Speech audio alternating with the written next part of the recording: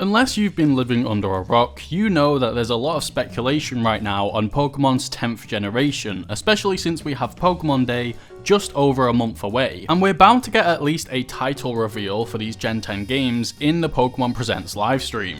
Now, we do already have potentially some information on Gen 10 from the Pokemon Terra Leak.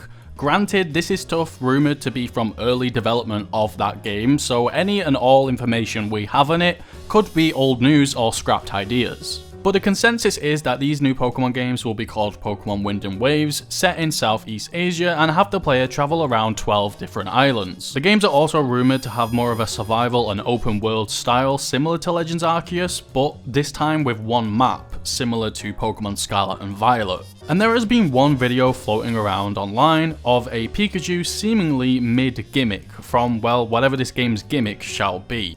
And this, to be honest, takes me out of Gen 10 already, and all of the hype, to be honest. I really thought after Mega Evolution, Z-Moves, Gigantamax and Dynamax, Terastallization, and then circling once again back to Megas, we would be completely done with gimmicks by now, but I guess maybe not.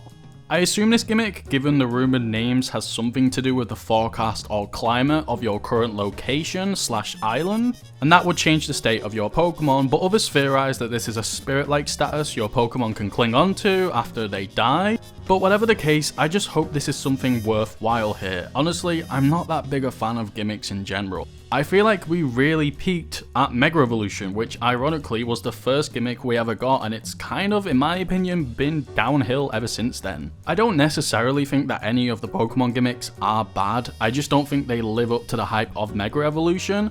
I feel like some are great in competitive play, like Terastallization for example, but when it comes to in-game, I just couldn't care less about these things.